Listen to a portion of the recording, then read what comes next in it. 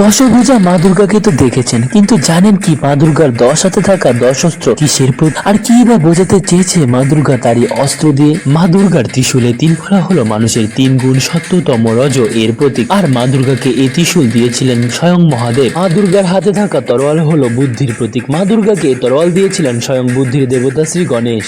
দেবশিল্পী বিশ্বকর্মার দেওয়া কুঠার হলো সৃষ্টি আর ধ্বংসের প্রতীক। মা দুর্গা তার শঙ্খের আওয়াজ দিয়ে স্বর্গ মর্ত পাতাল সব জায়গা থেকে অশুভ শক্তিকে দূর করে দেয়। আর এই শঙ্খ দিয়েছিলেন বরুণ দেব। মা দুর্গা যে সমস্ত সৃষ্টির কেন্দ্রে অবস্থান করছে তার প্রতীক হলো মা দুর্গার হাতে থাকা সুদর্শন চক্র, যা দিয়েছিলেন শ্রী নারায়ণ। দেবী তার আশীর্বাদ দিয়ে অন্ধকারকে অন্ত ঘটিয়ে আলোর উত্থান ঘটায়। তার প্রতীক হলো সৃষ্টিকর্তা ব্রহ্মার দেওয়া পদ্ম আর কমণ্ডল। মা দুর্গাকে বর্ষা দিয়েছিলেন অগ্নিদেব। মাকে তীরধনুক দিয়েছিলেন বায়ুর দেবতা পবনদেব, যা শুভ শক্তির প্রতীক। দেবরাজ ইন্দ্র দিয়েছিলেন বজ্র, যা দৃঢ়তার প্রতীক। মা দুর্গাকে নাগপাশ দিয়েছিলেন শেষনাগ আর গদা দিয়েছিলেন যমরাজ।